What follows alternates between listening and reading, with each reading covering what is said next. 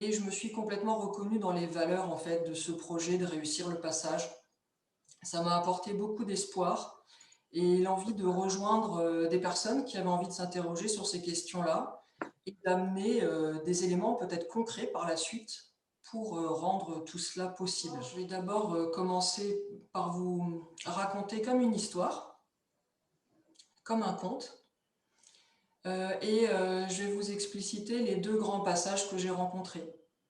L'un il y a 10 ans qui m'a amené sur la piste de ces perceptions intuitives que j'ai dû découvrir par moi-même et le dernier qui date d'il y a quelques années où, il a fallu m'emparer de cette question à propos des enfants. Et c'est ce qui m'a amené à me présenter aujourd'hui et à m'ouvrir dans la cité avec ces questions-là, avec cette étiquette-là, pour pouvoir, œuvrer et apporter de l'information sur ces questions. Tout à l'heure, ça n'était pas forcément évident de passer d'un contenu où je pouvais présenter ce que c'était que les perceptions intuitives de la conscience, de mon point de vue, à, présenter mon propre parcours. Et je me suis interrogée et ce qui a émergé finalement, comme souvent, c'est une histoire. Et j'ai réalisé aussi à quel point les histoires m'avaient accompagnée depuis toute petite. Donc la première histoire que je vais vous raconter, c'est celle d'une petite fille. Il était une fois une petite fille qui posait beaucoup de questions. Et je pense que ça finissait par casser les oreilles aux adultes. Alors les adultes ont trouvé un moyen de faire taire la petite fille en lui mettant sous le nez des livres et en lui racontant des histoires. La petite fille a pris vraiment un goût fantastique à écouter ces histoires. C'était des histoires qui étaient tirées des livres, mais aussi des histoires vraies, de la vraie vie, notamment les histoires de la ferme de mes grands-parents en Algérie. Je crois que c'était celle que je préférais. Et de fil en aiguille, je continue à poser mes questions et puis à travers toutes ces histoires, je crois que j'ai fini par les perdre de vue. Et c'est là que j'ai commencé à grandir. Et cette enfant qui posait tellement de questions, elle est devenue une adulte qui était perdue dans ses livres. Donc je suis devenue prof, je suis devenue chercheuse en littérature, et mes questions, je les ai complètement perdues de vue. Qu'est-ce que c'est le sens de la vie? Et au fait, les grands, ça veut dire quoi Dieu? Mais où est-ce qu'on va? D'où est-ce qu'on vient? Tout ça s'était perdu sous des considérations, entre guillemets, d'adultes, de personnes sérieuses.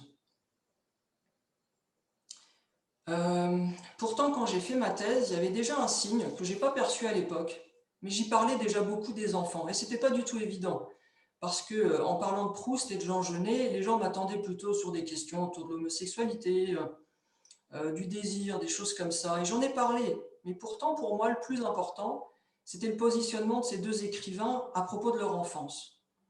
Et ce qui m'avait vraiment frappé, c'est que tous les deux, ils cherchaient à être fidèles à l'enfant qu'ils avaient été. Et ça, à présent, je comprends que pour moi, c'était un petit caillou sur le chemin de petite poussette que j'étais et qui m'a permis de retrouver le chemin où je suis aujourd'hui. Donc en parallèle de toute cette vie-là, remplie de livres, une vie très intellectuelle, il m'est arrivé une belle surprise, je dirais, au début pas forcément évidente, mais c'est la découverte du monde des pré-ados et des ados. C'est ce que j'ai vécu quand j'ai démarré en tant que prof, toute jeune. J'avais pas spécialement envie de faire ce métier, je suis tombée un petit peu dedans, comme Obélix dans son chaudron là, mais j'y ai découvert beaucoup, beaucoup de choses.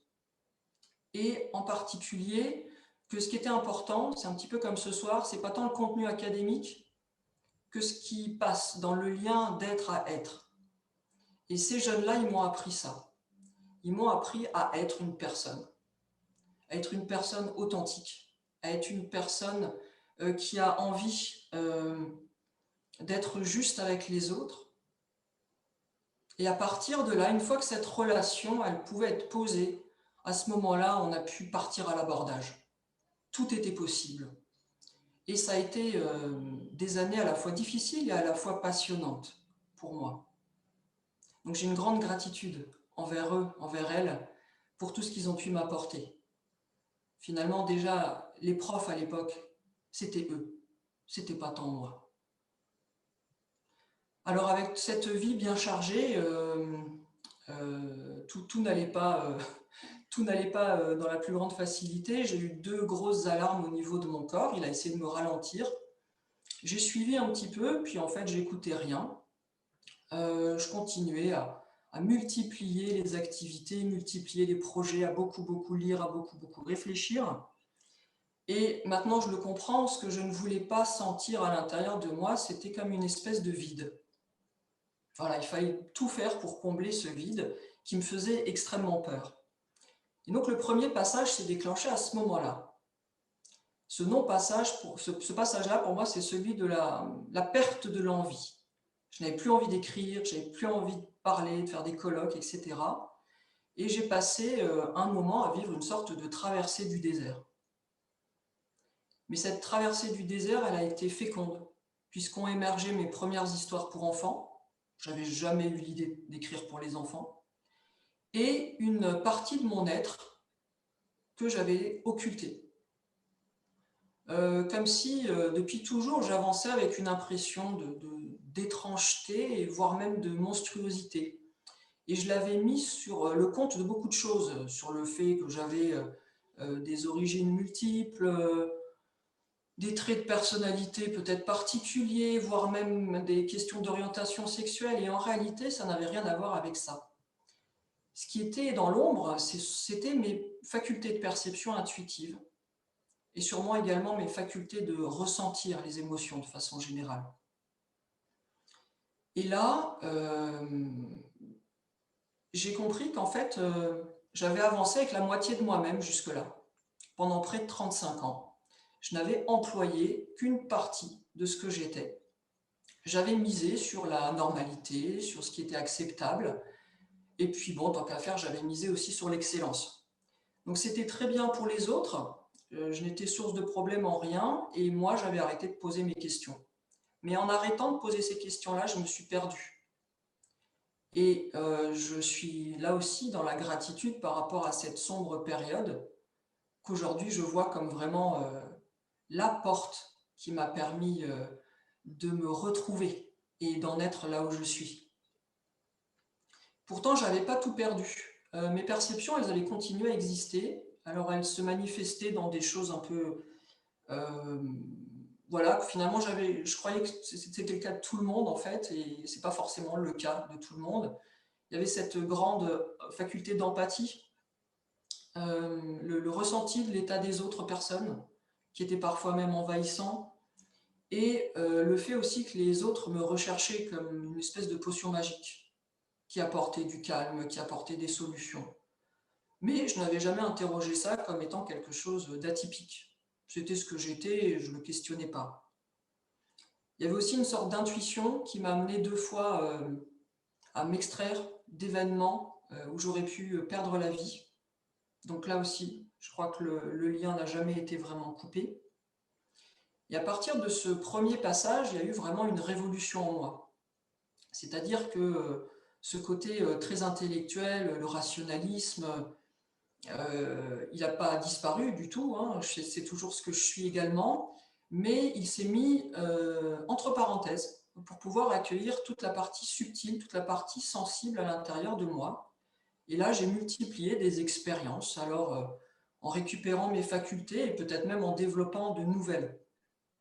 J'ai recommencé à pouvoir me relier à tous les éléments de la nature, le monde animal, mais surtout le monde végétal, dans mon cas, à pouvoir communiquer avec des êtres qui se présentent comme des guides, comme des anges, parfois même l'une ou l'autre figure historique, et depuis peu aussi des êtres qui expliquent venir d'autres planètes.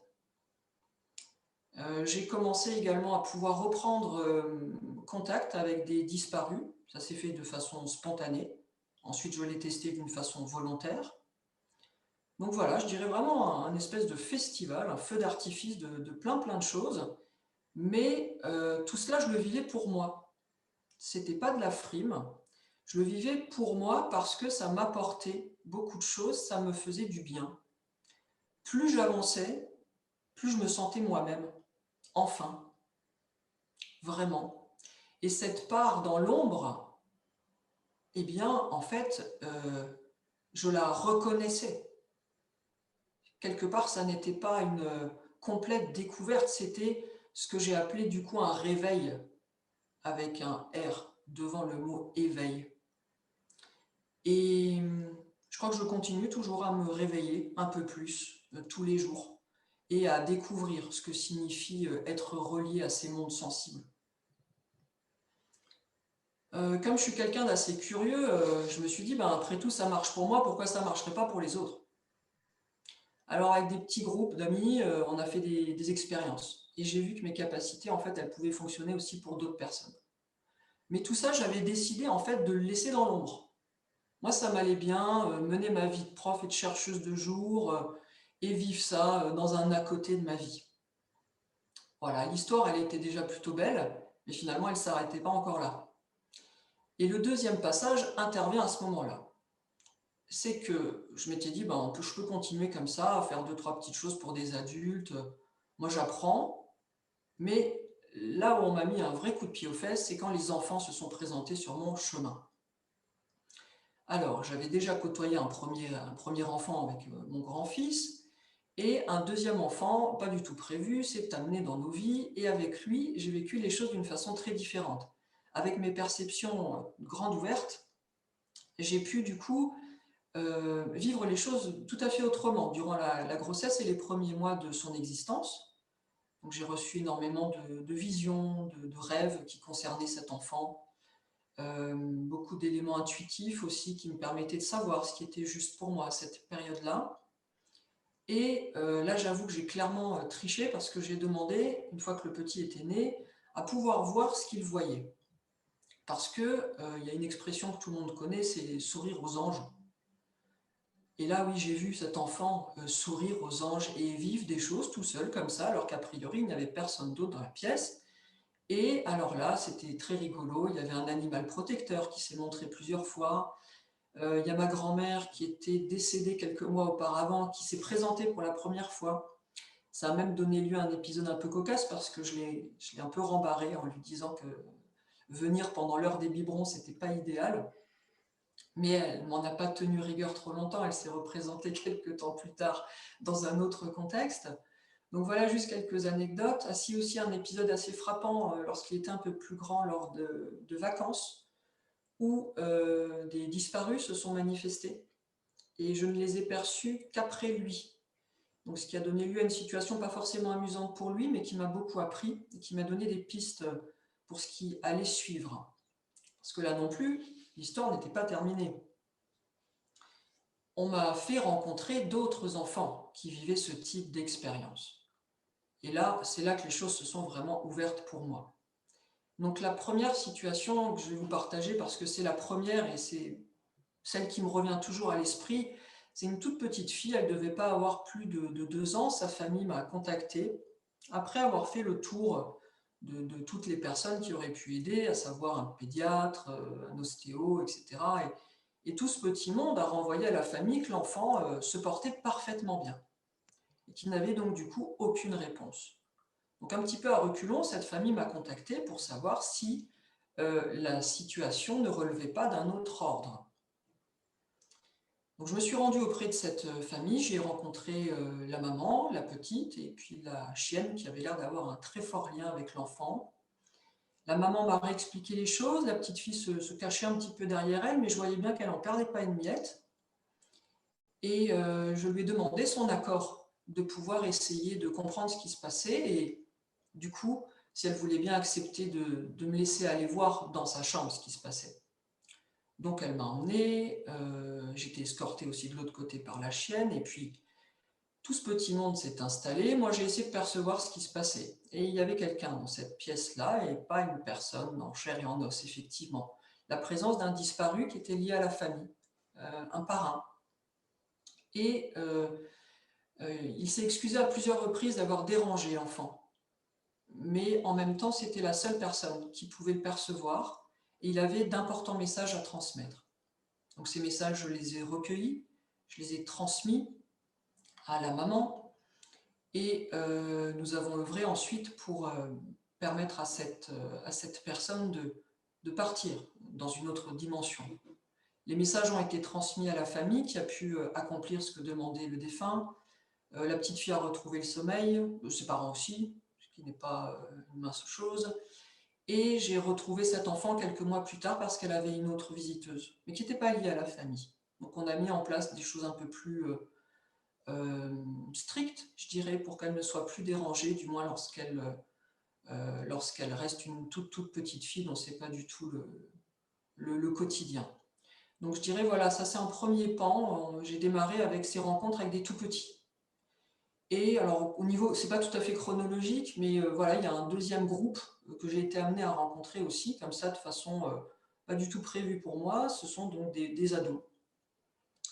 Et là, je vais évoquer rapidement deux personnes, parce que à elles deux, elles incarnent pour moi presque la totalité des attitudes qu'on peut avoir lorsqu'on vit ce type d'expérience. Donc la première, c'est une toute petite jeune fille, elle avait 11 ans la première fois que je l'ai rencontrée pour cela. Quelqu'un qui avait déjà de très grandes perceptions. Euh, sa famille l'avait toujours perçu comme quelqu'un qui était capable de lire les autres, de savoir même parfois les pensées de l'entourage. Et la petite avait un cahier dans lequel elle notait les dialogues qu'elle menait avec des disparus qui étaient proches d'elle. Une chienne, une arrière-grand-mère. Et ça, elle le vivait très bien. La famille accueillait ça sans aucun problème. Et lorsqu'on m'a contacté, c'est parce que la petite était envahie. Elle était envahie par d'abord une voix, donc on a mis en place quelque chose pour cela, et quelques temps plus tard par des présences. Euh, des présences qui se manifestaient comme des silhouettes, comme des ombres lorsqu'elle était dehors, mais aussi par des bruits de plus en plus dérangeants à l'intérieur de la maison. Et ce qui m'intéresse dans cette situation, c'est pas qu'on ait pu régler les choses ou pas, c'est que c'est le souhait de l'enfant qui est, à mon sens, primordial dans ces situations. La petite fille, la première fois qu'on s'est vu pour ça, elle était persuadée de vouloir que ça s'arrête. Donc je lui ai transmis un certain nombre de choses à faire, on s'est mis d'accord, mais ça n'a pas complètement fonctionné comme ça le faisait d'habitude. Donc on s'est recontacté, et là, on en a reparlé, et je lui ai demandé si vraiment, au fond d'elle, elle avait envie que ça s'arrête. Et elle a pu exprimer cette ambivalence, qu'à la fois, il y avait une part d'elle qui avait envie que ça s'arrête, de retrouver sa tranquillité de petite jeune fille, et en même temps, cette envie que ça continue, parce que c'était des choses qui étaient importantes pour elle, qui répondaient sûrement aussi là à des questions.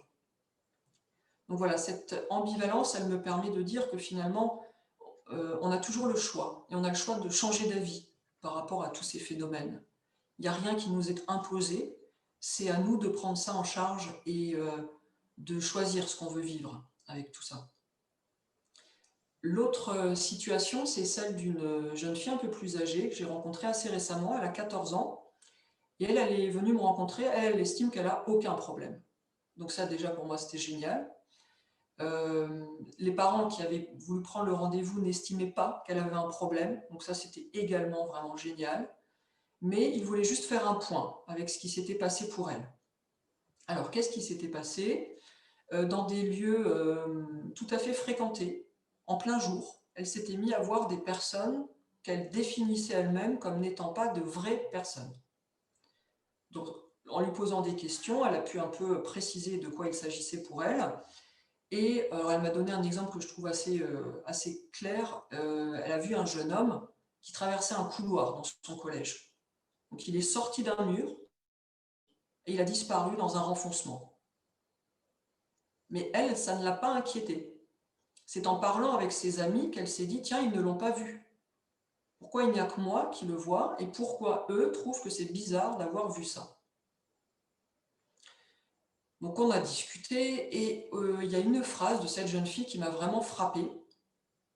Lorsque j'ai essayé de savoir si elle avait vécu d'autres expériences plus petites, elle me disait, mais tu sais, moi j'ai toujours été sensible à tout, à l'atmosphère des lieux, aux autres personnes, en particulier mon entourage, et à moi-même. Et ce qui m'a vraiment retenu, c'était le « à moi-même ». Parce que je m'interroge depuis sur le fait que peut-être cette finesse de perception que l'on peut avoir par rapport au monde invisible, elle est peut-être la même que celle que l'on peut avoir envers soi-même. Et ça, pour moi, c'est une piste intéressante et que j'espère bien pouvoir développer. Donc avec ces différentes rencontres, en quelques années, je suis passée de l'idée qu'il pouvait y avoir des enfants particuliers c'est-à-dire des enfants qui ont vraiment des capacités particulières et qui sont un petit nombre, à l'idée qu'il puisse y avoir en réalité un inconnu de l'enfant, c'est-à-dire une part, même de l'être humain finalement, que l'on ne connaît pas, qui est peut-être même tabou, et qui concerne en réalité la majorité, voire la totalité des enfants. Et c'est à ce moment-là que j'ai senti l'urgence d'écrire ce livre pour pouvoir donner des éléments à des personnes qui pourraient rencontrer ce type de situation avec leurs enfants, peut-être même également à des professionnels qui rencontrent les enfants dans le domaine médical, dans le domaine de la psychologie ou de la psychiatrie. Et ça permettait aussi pour moi de commencer à mettre en avant ces questions-là et d'arrêter d'en faire quelque chose de tabou.